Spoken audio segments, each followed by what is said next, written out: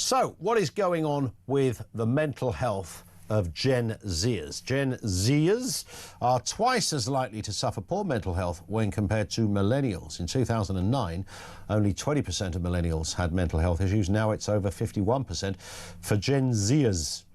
Let's speak with Sophie Scott, psychotherapist, on this very issue. Sophie, good afternoon to you. Firstly, what age group are we looking at here when we talk about Gen Zers? Well, we're probably looking at anything from about 15 up until sort of early 30s.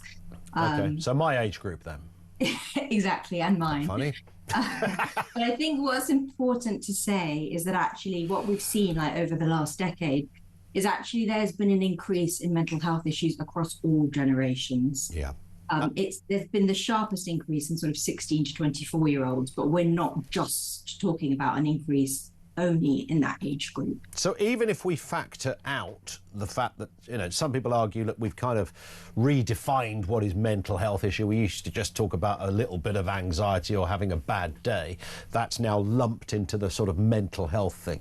Even if we remove those cases, even if we remove the fact that, you know, some people might, you know, just use the term a little bit willy-nilly, there is still an increase quite clearly in people with mental health problems. It's almost the $64,000 question, isn't it? What is it down to? Is it, you know, the 21st century? We've been in the 21st century, had a lot of changes in it. Is it social media? Is there any kind of go-to strand where that kind of analysis can really begin? I'm a therapist, so I will never give you a purely black and white answer. But what I would say is that we can't ignore that social media has to sit at the heart of it, you know, Yeah. and it's been both a blessing and a curse. Certainly, you know, it's made access to, you know, mental health information much more accessible. It's mainstream, and that's a brilliant thing. But what it's also done is it's sort of brought about this era of self-diagnosis. And, you know, a recent survey by Aviva showed that 1 in 5 young people have self-diagnosed 4 times within the last year. And I think that that's because there are so many of these kind of experts online on social media who aren't actually professionally qualified. I think that's true. Yeah. And even if you haven't got a mental health problem, people use the terminology. You talk about, you know, oh, I need to do this for my mental health, which isn't a phrase, you know, people would have used previously, but it's kind of become very commonplace. So it sort of sits in that sphere where it's, I suppose, very easy to reach for that. If you are having a bad day, or, you know, life's having, you know, you lost a job or a partner, you know, you split up with someone. I remember splitting up with a girl years ago, and it was horrific. You know, it was like, I thought I was the only person it had ever happened to. I was going to write a book about it, actually, because I thought, you know, everybody needs to know this. It's like, it's a terrible experience. And I am the person to impart this. But, you know, I was like 24 at the time, and, I realised I was one of millions of people probably on that very day that it happened to. But I never once thought of it as a mental health issue. I never thought of it like that, even though it plagued me.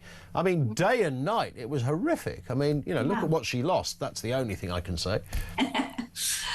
Well, yeah, I mean, there is a difference between a mental health issue. You know, we all have mental health, actually. Yeah.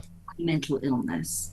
So, you know, there needs to be some distinction there, just as there needs to be a distinction between, you know, my self-diagnosis and a clinical diagnosis. You know, I would argue that maybe you were dealing with, you know, with your mental health at that point. It's a totally natural response to a, you know, heartbreak, right? It doesn't mean that you would have received a clinical diagnosis, you know, from a professional. So, you know, I think even when we're looking at this data, we do need to interpret it carefully. So, you know, because we've kind of swung from, you know, we don't talk about mental health, possibly, you know, in your generation or, you know, beyond, to sort of now everybody has a diagnosis. And I would argue that probably the truth is somewhere in between. I often wonder, Sophie, whether we're kind of in an era of navel gazing like never before. We constantly kind of check our kind of status where we're at, either consciously or subconsciously. Conversations continually, social media kind of accelerates that a bit. We perpetually see how well we're not doing in comparison to others, etc. That is waved in front of us as a kind of constant. You know, back in the day, my mum and dad didn't have a lot of money. That it was never talked about. It was never, it just went, it was kind of the disposition you were in. If you came from that background, you were never going to be rich, so you just plodded along, and sometimes at the end of the week or the month, you couldn't pay a bill, but you managed to just about somehow do it. And it was, but nobody, that was just the known way that life is. Today, I think that same experience is probably dealt with in a very different way.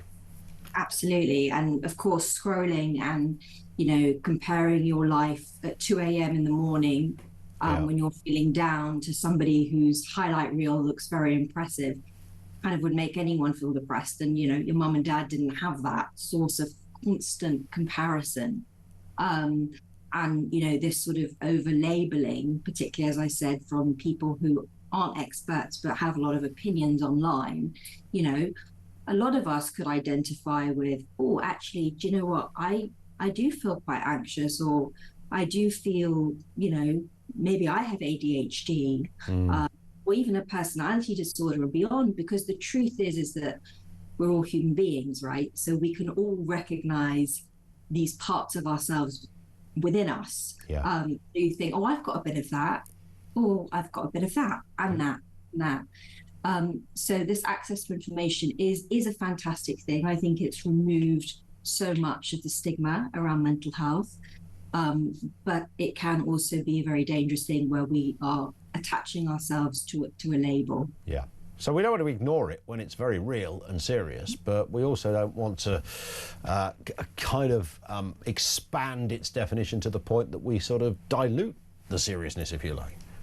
Yeah, exactly. I think it's almost like we've hopefully are starting to normalize, you know, language around mental health and reduce the shame that comes with that. And maybe the task now is to move from sort of language and having that language to literacy, to really sort of understanding and being able to have that credible support. Yeah. Part of that means that we need more access to really good quality support. You know, if people can barely get 10 minutes with a qualified, you know, practitioner, then they are going to turn to social media and, you know, to ChatGPT to be their therapist, right?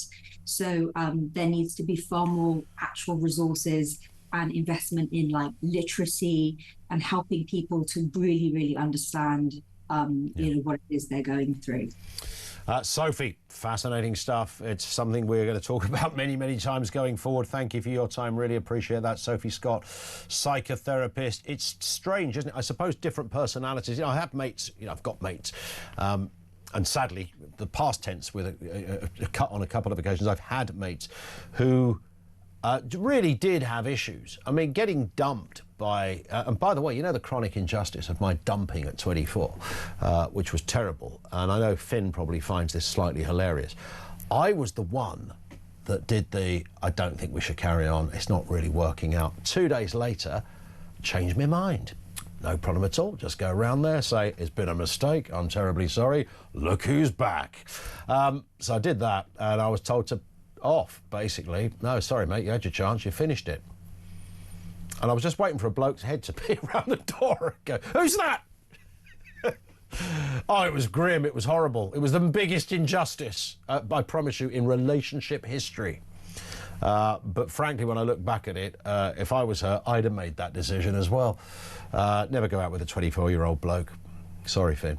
03